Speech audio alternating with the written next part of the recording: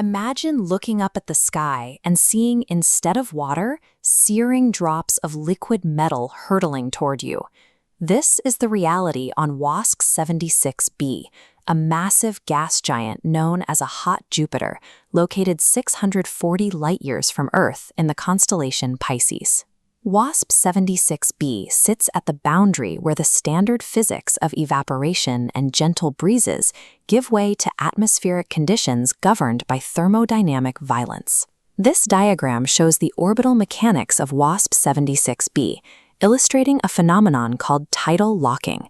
The planet takes exactly as long to rotate on its axis as it does to orbit its host star.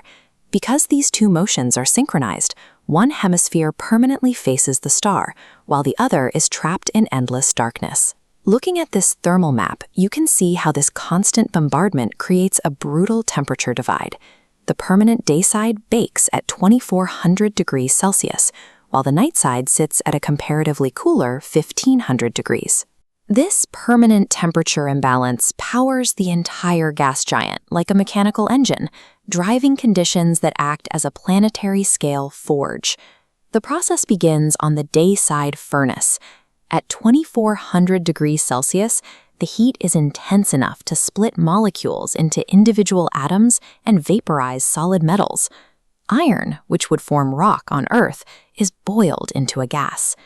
The extreme temperature difference between the two hemispheres creates a powerful pressure vacuum. This vacuum triggers supersonic winds, whipping across the planet at 11,000 miles per hour, dragging the vaporized iron gas toward the perpetual night. As this metallic vapor crosses the evening terminator line, the physical boundary between light and shadow, it hits the nightside freezer. Here, the temperature rapidly drops by nearly 1,000 degrees. At 1500 degrees, the environment is too cold for iron to remain a gas, but still hot enough to keep it molten.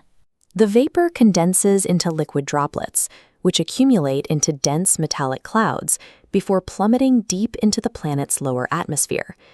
Through these four mechanical steps, vaporization, transportation, condensation, and precipitation, WASP-76b replaces the standard water cycle.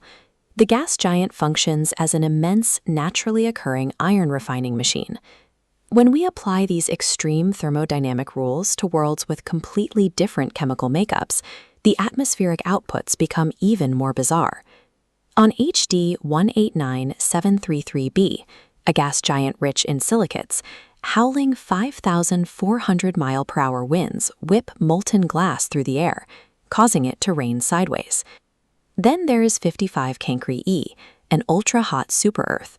Spectroscopic data suggests it is shrouded in a thick atmosphere of carbon dioxide or carbon monoxide, hovering over an endless ocean of lava. Even in our own solar system, the deep interiors of ice giants like Neptune and Uranus experience such immense pressure that hydrocarbons are crushed into literal diamond hail, which sinks steadily toward the planet's cores. These discoveries form the foundation of exoclimatology, a field proving that Earth's gentle weather systems represent only a tiny fraction of the universe's atmospheric possibilities. Yet there is a striking detail behind all these planetary profiles.